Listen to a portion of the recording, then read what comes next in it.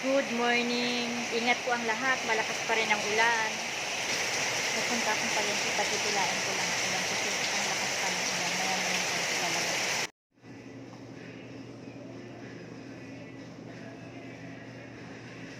Ito yung nabili ko.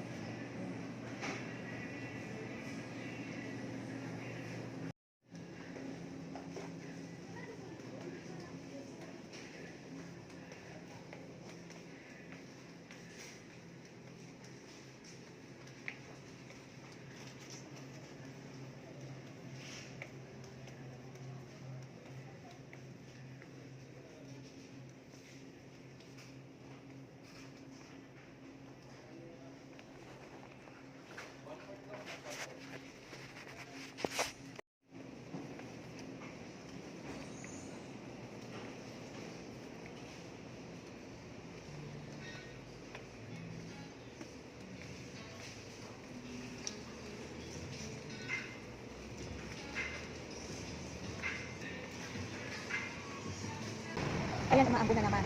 Kaya ako lagi naka-jacket kasi pag ganyan umuulan, lalagyan na lang yung hood ng jacket.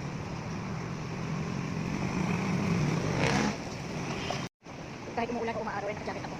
Ayan. Kasi nga pag umaraw, ayan. Pag wala sa init at sa ulan ang ating mga jacket. At ito, nakapamalengke na ako. Ayan, mga gulay. Walang isda ngayon. Wala akong nabiling isda. Gulay lang at itong beef.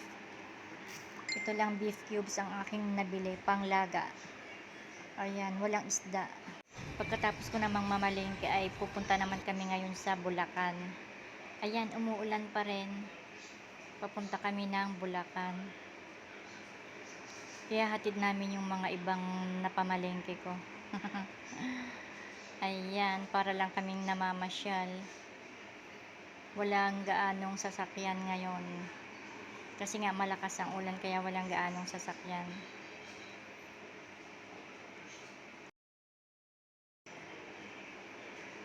Ayan. Nasa Bulacan na kami.